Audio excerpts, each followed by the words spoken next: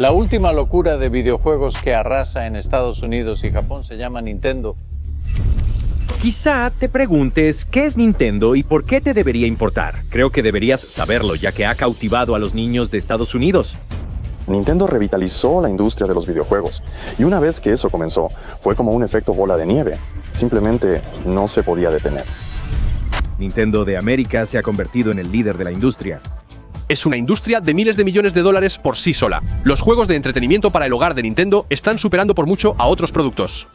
Super Mario Bros. Es el videojuego más vendido en el mercado. Nintendo es, bueno, casi lo más divertido que un niño puede tener. Descubre el secreto del éxito de Nintendo. Así fue como Nintendo cambió la industria para siempre. Creo que ninguna empresa odia tanto a sus usuarios como Nintendo.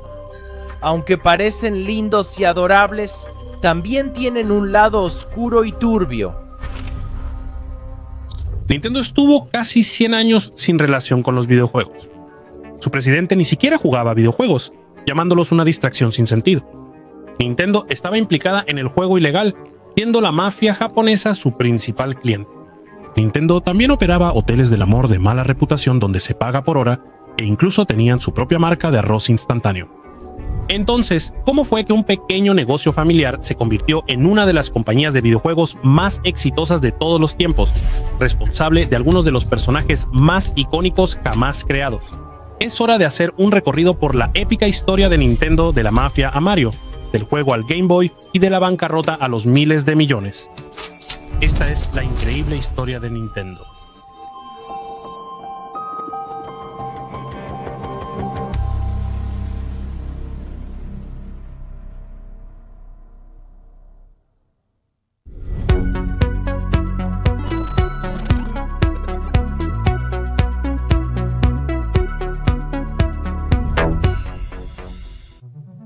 Para hablar del gigante de los videojuegos actual, primero debemos regresar a otra época, cuando Japón era gobernado por un emperador antes de la electricidad y del invento del vuelo. Todo comienza con el fundador original de Nintendo, Fusajiro Yamauchi. Fusajiro tenía interés por el arte y el diseño, pero como hijo mayor debía ayudar a su familia, por lo que desde los 13 años trabajó incansablemente en una compañía de cemento. Sin embargo, a los 29 años, Fusajiro había ahorrado lo suficiente como para querer iniciar su propio negocio, donde finalmente podría trabajar en su arte, y así, en 1889, abrió una pequeña tienda en la antigua ciudad japonesa de Kioto, donde producía y vendía naipes pintados a mano. Llamó a su nuevo negocio Nintendo Copy. Pero esto fue más controversial de lo que parece. Por siglos las cartas de juego estuvieron prohibidas en Japón. Esto fue en parte porque Japón había estado en un periodo de aislamiento del resto del mundo, así que todas las influencias extranjeras habían sido eliminadas. También era porque las cartas se usaban para apostar, algo ilegal en Japón. Así que las cartas para jugar se usaban principalmente en casinos clandestinos operados por bandas criminales conocidas como los Yakuza, que básicamente eran mafiosos japoneses. Como resultado, la industria de las cartas para jugar en Japón prácticamente había desaparecido, ya que la mayoría de las empresas no querían involucrarse debido al riesgo de ser cerradas o asociadas con criminales asesinos. Fusajiro vio una oportunidad, ya que existía un tipo de carta que el gobierno japonés no prohibió totalmente. Se llamaba Hanafuda, que se traduce como cartas de flores. Estas cartas, con diseños artísticos tradicionales y sin números, se veían más como arte que como objetos para apuestas ilegales. Fusajiro vio una oportunidad en el mercado para usar sus habilidades artísticas, así que comenzó a trabajar en su estudio en casa haciendo estas cartas a mano. Molía la corteza de los árboles de morera hasta convertirla en pasta y la mezclaba con arcilla. Prensaba el papel en moldes y usaba tinta de pétalos y bayas para estampar diseños hermosos. En las cartas pintaba símbolos intrincados de flores, lunas, espadas, montañas y animales. Después empacaba las cartas Hanafuda y las vendía en su tienda. Sin embargo, debido a que las cartas estaban divididas en 12 palos, cada uno con 4 cartas, estas cartas podían usarse fácilmente para muchos juegos de cartas diferentes, incluyendo el juego ilegal de apuestas. La Yakuza pronto empezó a usar las cartas de Fusajiro en sus casinos clandestinos. Les fascinaba la artesanía y la calidad superior de Nintendo frente a otras opciones. Y aún mejor, para evitar que alguien hiciera trampa, la Yakuza usaba un mazo de cartas nuevo en cada juego. Esto trajo muchos clientes habituales a Nintendo y la Yakuza se volvió su mayor cliente. Algunos podrían decir que Fusahiro solo quería crear diseños artísticos sin esperar su uso de esta forma. Algunos dirían que ese era su plan desde el inicio. Mucha gente cree que Nintendo significa deja la suerte al cielo, por lo que el nombre pudo ser una señal para quienes buscaban juegos de azar. Por eso Fusahiro probablemente sabía quiénes serían sus principales clientes. De cualquier manera, él había visto una oportunidad, y ahora el negocio estaba en auge. De hecho, Fusahiro apenas podía mantenerse al día con la demanda, ya que al principio él mismo hacía cada carta, pintando meticulosamente cada detalle. Por supuesto, pronto se dio cuenta de que esto no era escalable, así que para maximizar la producción, contrató a un pequeño equipo de trabajadores para deshacer las cartas bajo su estricta supervisión. Al perfeccionar el proceso, Fusahiro buscó expandirse y se asoció con la compañía de tabaco y sal de Japón, que almacenaría las cartas de Nintendo en sus tiendas de todo el país. Y este acuerdo funcionó de maravilla, ya que le dio a Nintendo distribución nacional para sus cartas. No solo eso, sino que en 1907 la prohibición de cartas en Japón se relajó, así que Nintendo estaba perfectamente posicionada para convertirse en la primera empresa japonesa en producir también cartas de estilo occidental. Como resultado de todo esto, Nintendo pronto se convirtió en la compañía de cartas más exitosa de todo Japón. Pero a la edad de 69 años, después de 40 años de arduo trabajo, Fusahiro había logrado todo lo que se había propuesto y finalmente estaba listo para retirarse. Había un problema: ¿quién se haría cargo de su compañía?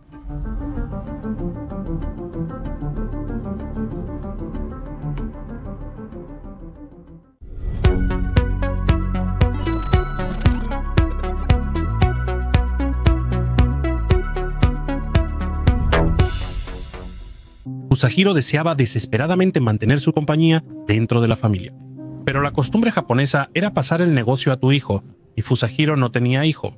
Fusahiro hizo que su hija se casara con un respetado hombre de negocios de buena familia, Sekirio. Al convertirse en yerno de Fusahiro y unirse a los Yamauchi, pudo ser presidente de Nintendo tras el retiro de Fujihiro en 1929. Sekirio durante 20 años aplicó sus habilidades empresariales y expandió la compañía. Amplió sistemas, creó asociaciones, contrató ventas y mudó Nintendo a oficinas más grandes para producir cartas en masa. Pero trágicamente, Sekirio tampoco tenía hijos a quienes pudiera dejarles el negocio familiar. Al igual que la generación anterior, el nombre Yamauchi corría el riesgo de ser olvidado. Así que básicamente la historia se repitió. Así como Sekirio lo había hecho, uno de sus yernos tomó el nombre Yamauchi después de casarse, y por eso todos asumieron que el yerno de Sekirio sería el siguiente en la línea para hacerse cargo del negocio de Nintendo. Eso fue hasta 1932, cuando el yerno de Sekirio abandonó repentinamente a su familia, dejando sola a su esposa y su hijo de 5 años. El nombre de ese niño era Hiroshi Yamauchi, y ahora que su padre se había ido, Hiroshi era técnicamente el único heredero masculino de Sekirio, y por lo tanto el siguiente en la línea para convertirse en el presidente de Nintendo. Sin embargo, cuando Hiroshi tuvo la edad suficiente para ir a la universidad, decidió estudiar Derecho, así que no estaba claro exactamente qué le depararía el futuro. En 1949, a los 21 años, Hiroshi recibió una llamada que cambió su vida para siempre. El abuelo de Hiroshi, Sekirio, tuvo un derrame cerebral grave y estaba por morir. Le pidieron a Hiroshi dejar la universidad y encargarse del negocio familiar. Recuerda, Nintendo era la mayor compañía de cartas en Japón, así que esto era una gran presión y responsabilidad para Hiroshi, de 21 años y sin experiencia en negocios. Sin mostrar emoción ante la noticia, Hiroshi aceptó el puesto de inmediato. Hiroshi sorprendió al pedir que despidieran a todos los familiares que trabajaban en Nintendo para dejar claro que él dirigía y evitar cuestionamientos a su liderazgo. Fue una demanda audaz, pero Sekirio no tenía otra opción real. Despidió a cualquiera que estuviera relacionado con él, y Hiroshi Yamauchi tomó el control de la empresa que su familia había fundado 60 años antes. Sekirio murió poco después y terminó el largo periodo de estabilidad de Nintendo. Cuando este joven de 21 años sin experiencia asumió inesperadamente el mando de Nintendo, todo empezó a cambiar.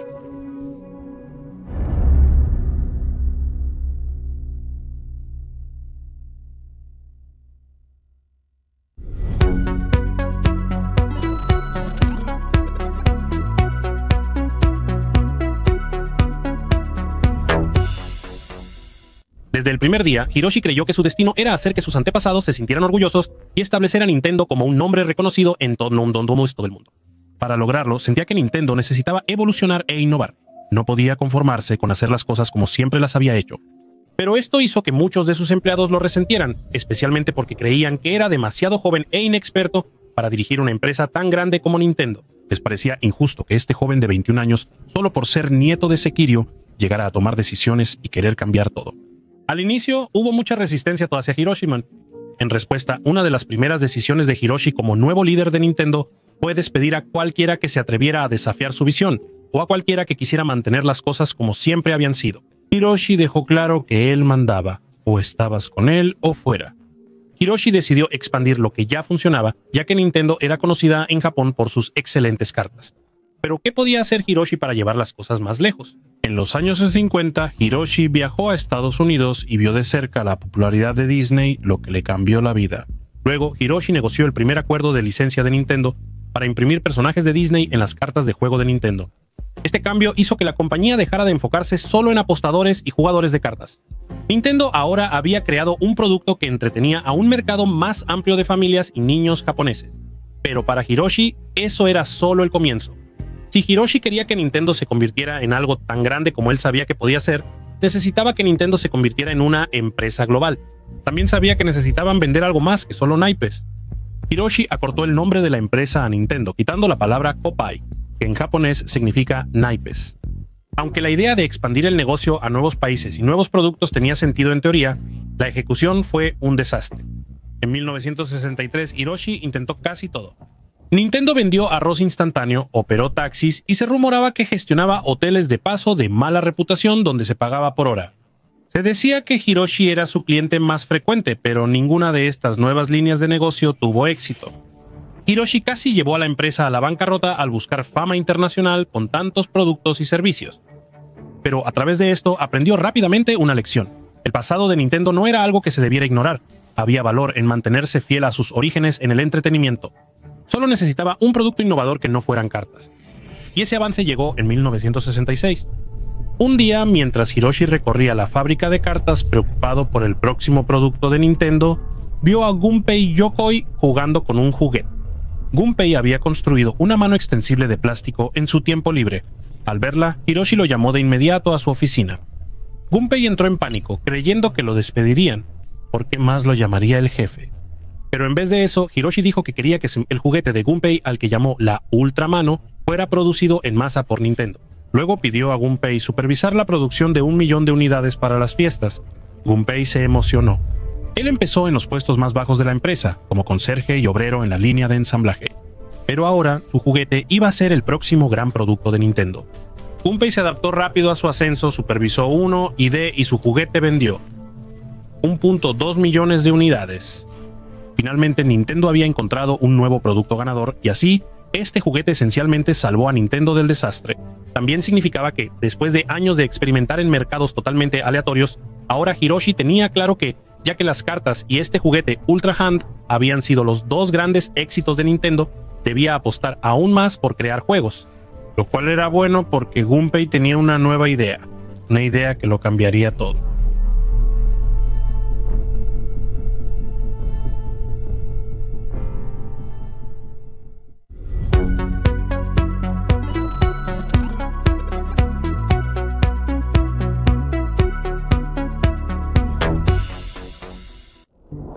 Gunpei pasó gran parte de los primeros años de los 70 creando un diseño de juguete tras otro, pero ninguno fue tan exitoso como lo había sido la Ultra Hand. La fascinación de Nintendo por los juguetes electrónicos casi la lleva a la bancarrota en 1973, cuando Hiroshi apostó por ideas nuevas al azar.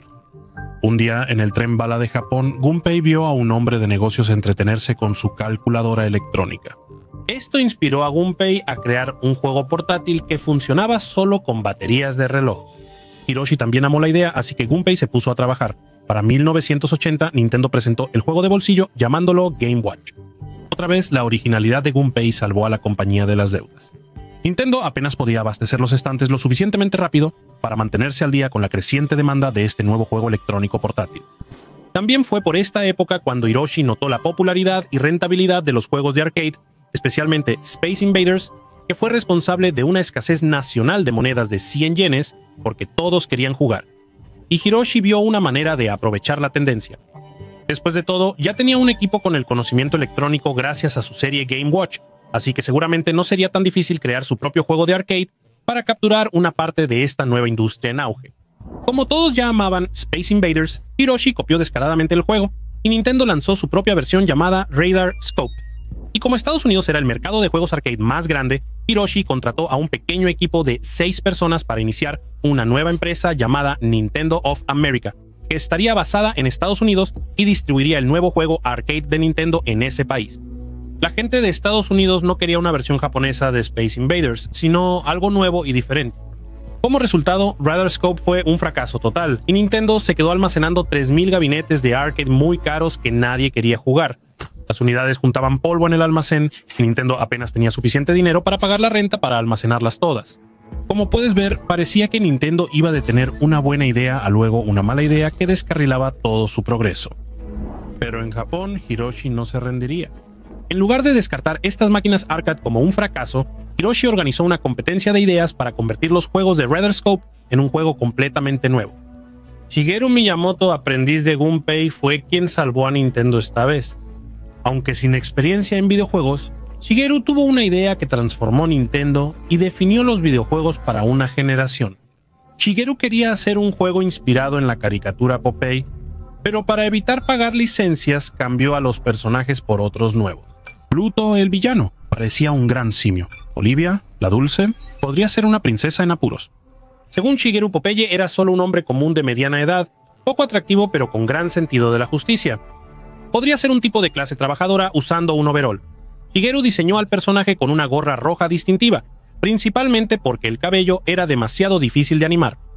Con los personajes listos, comenzó a desarrollar una jugabilidad simple pero desafiante. El personaje principal tenía que saltar barriles, subir a la cima de las plataformas y rescatar a la princesa que estaba secuestrada por el simio gigante, al que llamaron Donkey Kong. A Hiroshi le encantó el nuevo concepto de juego que Shigeru le mostró. Hiroshi le pidió construir el juego de arcade para reutilizar las cajas de Radar Scope en el nuevo juego de Donkey Kong. En Estados Unidos, el equipo reemplazó manualmente cada componente y probó Donkey Kong en bares cercanos. A los dueños de bares les encantó porque los jugadores depositaban cientos de monedas diarios. El equipo estadounidense convirtió todas sus máquinas recreativas en Donkey Kong y pidió a Nintendo tantas cabinas como pudieran fabricar. En Japón, Hiroshi suspendió otros juegos arcade y comenzó a fabricar hasta 50 gabinetes de Donkey Kong diarios para enviarlos en grandes cantidades a Estados Unidos. Donkey Kong, conocido como Donkey Kong, fue un gran éxito. En sus primeros 2 años, Donkey Kong ganó $280 millones. Solo había un problema. Los héroes aún no tenían nombre, solo lo llamaban Jumpman. Un día, el equipo estadounidense habló de eso. ¿Recuerdan al casero de nuestro antiguo almacén de Radar Scope? ¿Notaron que cuando gritaba por la renta saltaba como Jumpman? Hasta tenía el mismo bigote. Por broma le pusieron el nombre de su casero gruñón a Jumpman. ¿Cómo se llamaba ese casero? ¿Mario? Desde entonces, Jumpman oficialmente se llamó Mario. Nintendo tenía un gran éxito en sus manos y comenzaron a distribuir cada vez más de estos juegos de arcade por todo el mundo. Pero pronto descubrirían lo peligroso que puede ser el éxito.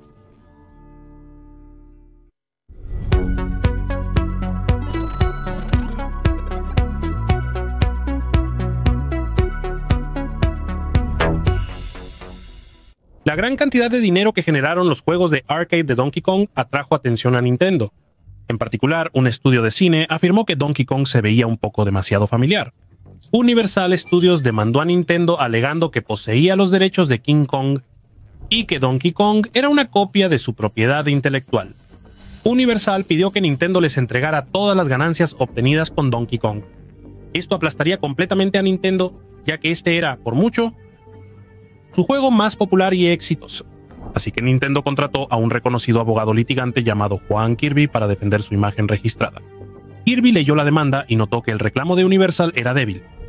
Kirby viajó a Japón para conocer el origen de Donkey Kong y, camino a su hotel, vio el nombre King Kong en muchos lugares. Había autolavados, luchadores y tiendas de sándwiches King Kong, lo que hizo pensar a Kirby: si Universal tenía un buen argumento, ¿por qué no demandaron a otros negocios que usan el nombre e imagen de King Kong? Bueno, Kirby se dio cuenta de que había 2 razones. Una era que en Japón, King Kong básicamente se había convertido en otra palabra para gorila. Simplemente se había vuelto un término genérico que todos usaban. Pero en segundo lugar, cuando Kirby investigó esto más a fondo, se dio cuenta de que el hecho de que Universal nunca hubiera intentado demandar a ninguna de estas otras compañías por problemas de marca registrada era porque Universal realmente ni siquiera tenía derechos de marca que proteger. En una demanda previa se declaró que King Kong era de dominio público y podía usarse libremente. En el juicio, Kirby presentó su caso y llevó una máquina arcade para que el juez jugara Donkey Kong y notara que era distinto al personaje de Universal. Al escuchar los argumentos, el juez estuvo abrumadoramente de acuerdo con el pequeño equipo de Nintendo y desestimó la demanda. Se registró como un caso en el que una corporación gigante intentó básicamente dominar a un negocio mucho más pequeño con amenazas legales, cuando en realidad no tenía ninguna base legal para hacerlo. Todo el asunto le salió completamente mal a Universal, y Nintendo siguió adelante con Donkey Kong. Como agradecimiento al abogado John Kirby, quien ayudó a salvar su empresa, Nintendo decidió nombrar a uno de sus próximos héroes en su honor. Así la bolita rosa fue conocida como Kirby, quien no se echaba atrás en una pelea. Con todo listo, Nintendo parecía preparado para destacar en el mundo de los videojuegos. Pero ¿quién podría haber predicho que toda la industria de los videojuegos estaba a punto de colapsar?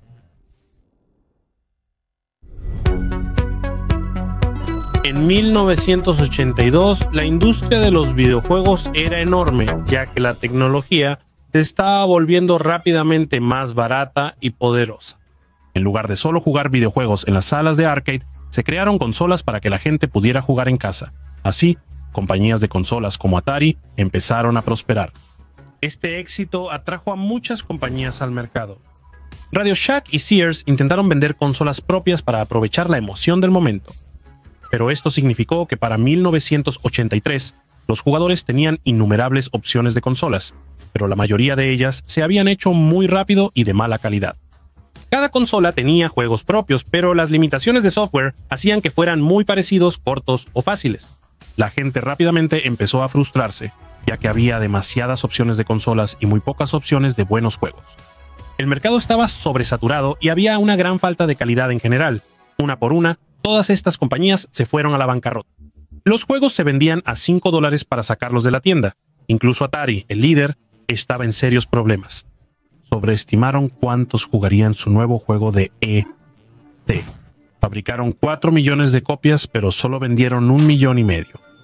Cuando el mercado de videojuegos colapsó, Atari destruyó y enterró juegos y consolas no vendidos en un vertedero de Nuevo México.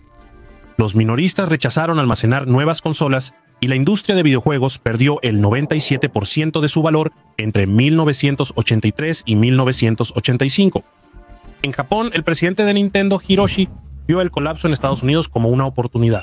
En ese entonces, Nintendo era conocida en Estados Unidos solo por juegos arcade.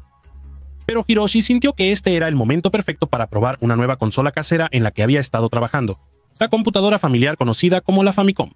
Hiroshi siempre había tenido la reputación de ser un gran apostador, tanto en su vida personal como en los negocios, y una vez más, decidió apostar en grande cerrando toda la división de arcades de Nintendo, que generaba millones de dólares cada año, solo para poder apostarlo todo en impulsar su nueva idea de consola. Ese año, mientras caía la industria de videojuegos en Estados Unidos, lanzó la Famicom en Japón como prueba. Era más barata que una consola tradicional y venía con juegos nuevos en estilos de desplazamiento completamente nuevos, que se sentían frescos y diferentes. La Famicom fue la consola más popular en Japón. Durante los siguientes años, 1 de cada 6 personas en el país tenía una Famicom, pero Hiroshi apenas notaba el gran éxito de su consola en Japón. Como siempre, Hiroshi aspiraba a nivel mundial. El lanzamiento de la Famicom en Japón fue solo una prueba. Él ya estaba preparando sus planes para convertirse en el principal fabricante de consolas en el extranjero, especialmente en Estados Unidos. Muchos creían que era un mal momento para que Nintendo entrara al mercado de consolas en Estados Unidos. La industria de los videojuegos acababa de colapsar y Atari, su líder, perdió más de $600 millones el año anterior y casi quiebra. Pero para Hiroshi, esto solo significaba que había una oportunidad de oro.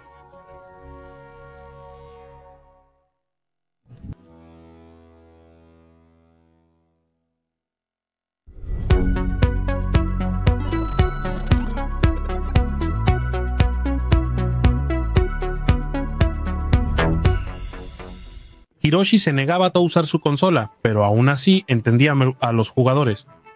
Y así, mientras que Japón amaba la Nintendo Famicom, Hiroshi sentía que necesitaban cambiarle el nombre y hacer algunos ajustes antes de lanzarla al extranjero. Lo más notable fue que cambiaron el nombre a Nintendo Entertainment System, o Nintendo Entertainment System como se le conoció después. Y antes del gran lanzamiento en Estados Unidos de su nueva consola de videojuegos para el hogar, Hiroshi sabía que necesitaban un gran juego nuevo para lanzarlo junto con la consola, ya que la falta de buenos juegos había sido una de las principales razones por las que tantas otras consolas habían fracasado. Hiroshi volvió a reunir a su equipo soñado.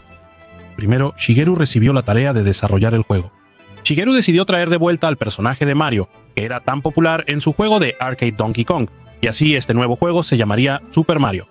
Pero como su nueva consola Nintendo Entertainment System permitía una jugabilidad más expansiva que sus viejas máquinas de arcade, eso significó que Shigeru ideó una jugabilidad mucho más interactiva.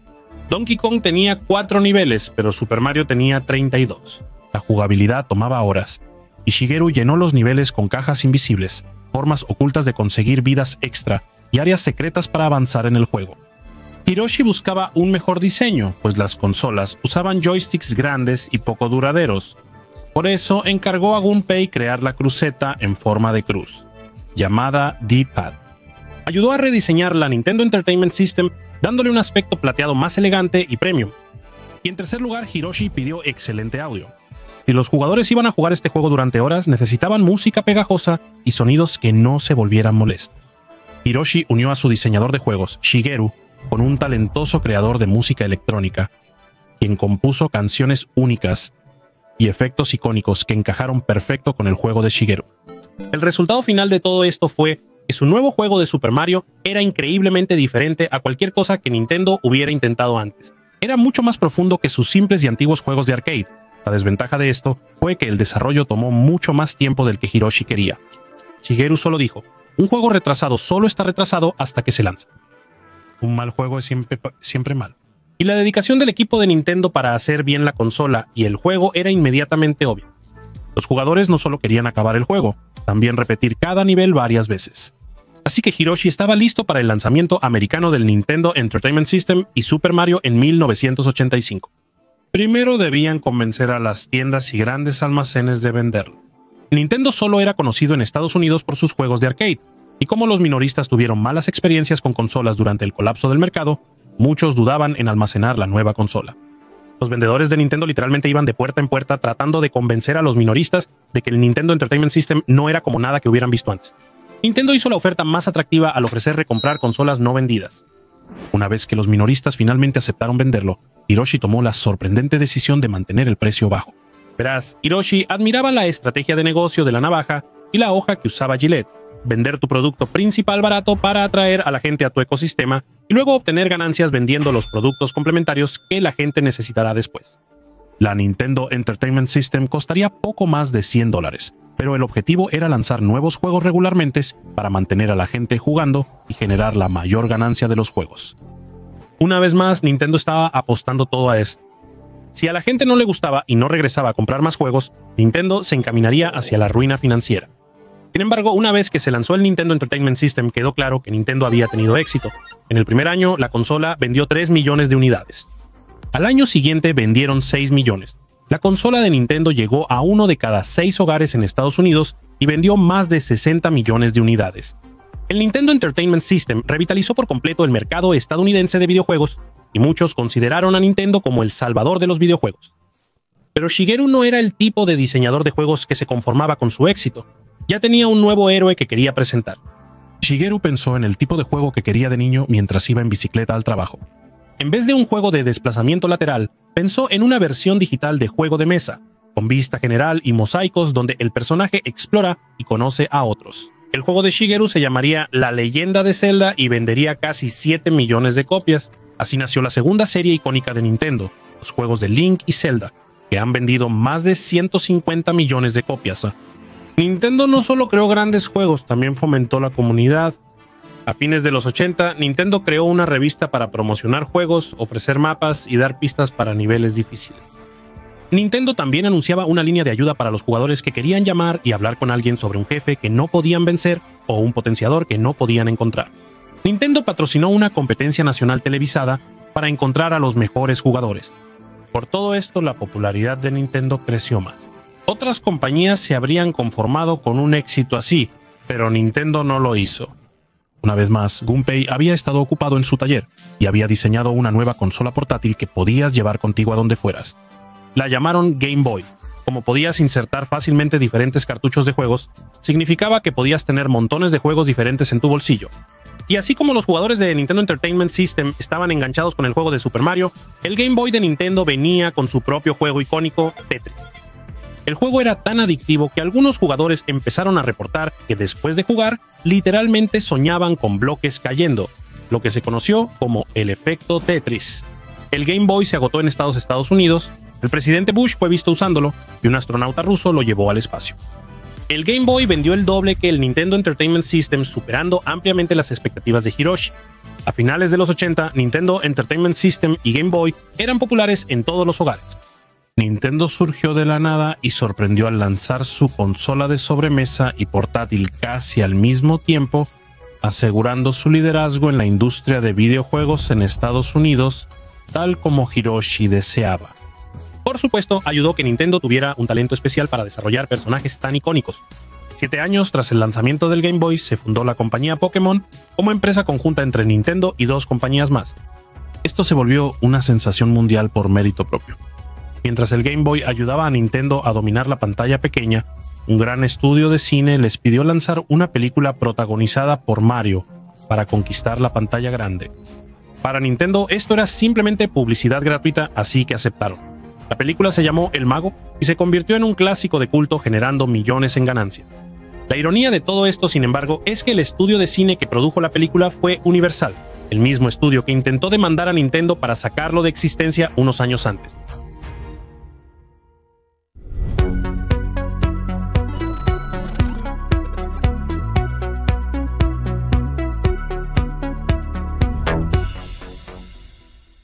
Nintendo tenía casi el 90% del mercado de videojuegos, pero a fines de los 80 surgió un competidor serio, Sega. Así inició lo que muchos llamaron la guerra de consolas. La nueva consola de Sega, el Genesis o Mega Drive como se conocía fuera de Estados Unidos, fue una de las primeras consolas en el mercado en ser de 16 bits en lugar de 8 bits.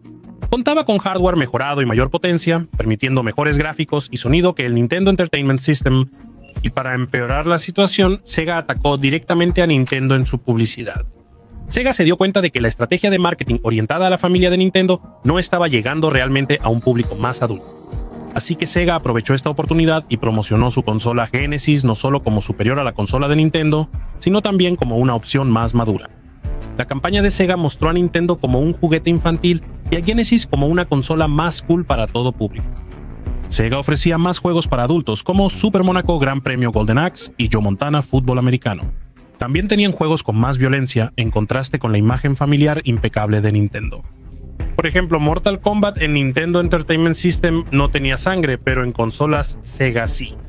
Sega aprovechó esto con anuncios. Genesis hace lo que Nintendo no. Mientras Sega seguía promocionándose como la consola para la generación rebelde. Esto generó gran competencia entre ambas compañías a inicios de los 90. Aunque la gente notaba a Sega por su marketing rebelde, al principio le faltaba una mascota, algo que Nintendo sí tenía. Nintendo tenía a Mario, mientras que Sega, aunque con mejores gráficos y juegos más dinámicos, carecía de un personaje emblemático que impulsara sus ventas. Sega realizó un concurso para elegir una mascota y fue entonces cuando un empleado presentó el diseño de un erizo veloz llamado Sónico. El personaje fue un éxito inmediato y así se preparó el escenario. Nintendo contra Sega y Mario contra Sónico. Nintendo respondió al éxito de Sega lanzando el Super Nintendo Entertainment System, Super Nintendo Entertainment System de 16 bits, rival directo del Genesis de Sónico. Pero Sega respondió rápidamente bajando el precio para competir con Nintendo. La consola Genesis incluiría el nuevo juego de Sónico y bajaría su precio de $199 a $149, $50 más barata que la de Nintendo con especificaciones GNOME similares. Sega pensó que al vender más consolas obtendrían más ganancias porque la gente compraría más juegos para Genesis. Sega siguió atacando a Nintendo en su publicidad, comparando la Genesis con la consola de Nintendo, resaltando que era más barata y usando el eslogan mucho más por menos. Aunque Sega lo intentó, Nintendo ganó la guerra de consola. Nintendo siempre tuvo una ventaja gracias a sus otras consolas populares como el Game Boy y luego el Game Boy Color. mientras que las siguientes consolas de Sega, el Saturn y el Dreamcast, fueron recibidas muy mal. El enfoque principal de Sega parecía ser competir con sus rivales en lugar de enfocarse en lo que sus clientes realmente querían más. Cuando Hiroshi creyó que la guerra había terminado, apareció un rival más peligroso.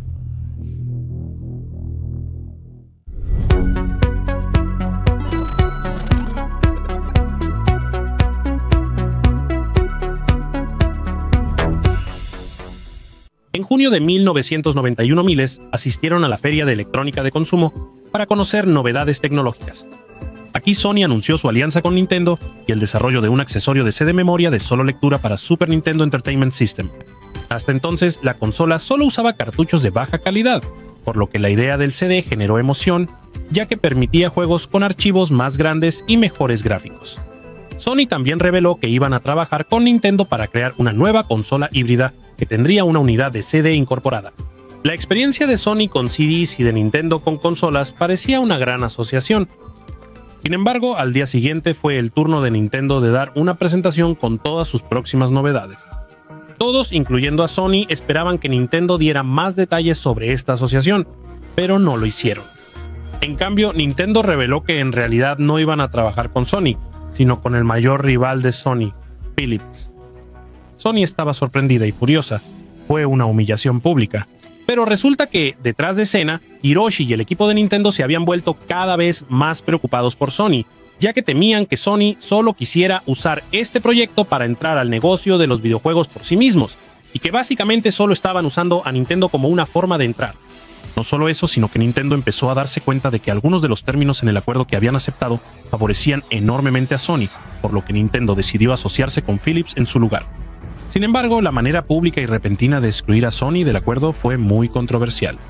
Si Nintendo quería evitar que Sony fuera su competidor, le salió muy mal. El presidente de Sony, molesto, decidió prescindir de Nintendo y fundó Sony Computer Entertainment dedicada a videojuegos. Como Sony ya había trabajado en la idea de una consola con CD, usaron esa tecnología para crear su propia consola nueva sin Nintendo, llamada PlayStation. Sony invirtió mucho tiempo en esto y, al salir al mercado, ofrecía mejores gráficos 3D, más juegos y menor precio, logrando gran éxito. Nintendo y Sony, que pudieron colaborar, ahora eran rivales. A inicios de los 2000 fue una época muy difícil para Hiroshi y Nintendo. Mientras Nintendo intentaba mejorar su nueva consola, Sony lanzó el PlayStation 2 en 2000, afectando más a Nintendo. Sony ganó $250 millones desde su primer día. El PlayStation 2, con cientos de juegos, superaba todo lo anterior. En PS2 los jugadores podían jugar en línea, algo que Nintendo no ofrecía desde hace años. El PS2 reproducía DVDs y estuvo a la venta 12 años más que cualquier otra consola. Se volvió la consola más vendida, con 155 millones de unidades en todo el mundo. Y al año siguiente, en 2001, las cosas se pusieron aún peor para Nintendo, ya que Microsoft anunció su propia consola, el Xbox, que también fue un gran éxito. A los jugadores les gustaban juegos como Halo, para audiencia madura. El GameCube, la consola más reciente de Nintendo, tuvo problemas para competir con Sony y Microsoft. Fue una época difícil para la compañía, que empeoró en 2002 cuando Hiroshi Yamauchi se retiró tras 53 años de control. Hiroshi transformó a Nintendo de fabricar cartas en Japón a ser un imperio mundial de videojuegos, siendo clave en su éxito. Aunque no usaba sus consolas, Hiroshi parecía tener un sexto sentido para saber lo que querían los jugadores. A menudo tomaba decisiones que parecían contrarias a la intuición, pero que terminaban dando grandes resultados, como cuando cerró su lucrativo juego de arcade Donkey Kong para apostarlo todo a las consolas caseras arriesgadas durante la crisis del mercado de videojuegos. Estas decisiones arriesgadas hicieron dominante a Nintendo. Ahora él se iba. Por primera vez en 110 años, la compañía no estaría controlada por nadie de la familia Yamauchi. Hiroshi se había ido. Microsoft y Sony prosperaban y algunos se preguntaban si era el fin de Nintendo.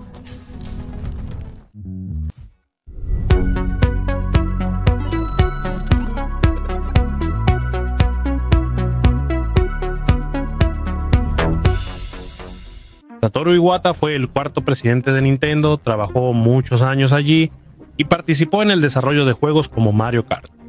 Sin embargo, cuando asumió el cargo después de Hiroshi en 2002, todos parecían estar hablando del Xbox y el PS2, no de Nintendo. Aunque esto podría parecer un desafío formidable, Satoru estaba listo para enfrentarlo, y definitivamente parecía que conocía bien la historia de Nintendo. Hace 50 años, Hiroshi expandió sus naipes licenciando personajes de Disney más allá de los jugadores serios. Y en parte, Satoru planeaba lo mismo para los videojuegos, crear una consola que atrajera más allá de los jugadores serios. Él pensó, ¿por qué competir en un mercado competitivo tan pequeño? ¿Por qué no crear en cambio un mercado completamente nuevo? Y así decidió que la próxima consola de Nintendo atraería a todos. Para lograrlo, recurrió de nuevo al chico de oro de Nintendo, Shigeru Miyamoto. A Shigeru le contaron la nueva visión, una consola para todos. Los controles debían ser intuitivos y divertidos para todas las edades. Cualquiera debía entender cómo jugar enseguida. En 2006, tras años de trabajo, Shigeru y Satoru lanzaron la innovación más reciente de Nintendo, el Wii. Los controles del Wii usaban gestos. Movías el control y respondías al instante. El primer juego, Wii Sports, no era una aventura ni una misión compleja. Eran una colección de juegos que todos ya sabían jugar, como boliche, golf o béisbol. Desde niños hasta adultos mayores supieron cómo usar un Wii al instante. Satoru permitió el juego en línea gratis, a diferencia del PS2 y Xbox. Microsoft y Sony ya tenían a los jugadores más dedicados, pero el Wii atrajo a todos. No competía con gráficos alta definición ni juegos para adultos. Nintendo lo lanzó para quien solo quería divertirse y su plan funcionó. El Wii se agotó cada mes durante 3 años seguidos. En 2006, Nintendo vendió más Wii que Xbox y PlayStation juntos. El Wii vendió 100 millones de unidades, o sea, superando todo lo anterior de Nintendo. Nintendo volvió a tener éxito innovando y buscando su propio nicho, en vez de competir directamente con sus rivales. Lograron captar un mercado casual que antes ignoraba los videojuegos y, como resultado, llegaron a una audiencia completamente nueva. Esto es exactamente lo que hicieron también con el Switch, permitiendo que la gente juegue Nintendo tanto en casa como en el camino. La capacidad de Nintendo para seguir innovando de esta manera es la razón por la que tantas generaciones diferentes sienten una conexión con la marca. Nintendo es parte fundamental de la infancia de muchos, aunque no todos son tan fanáticos.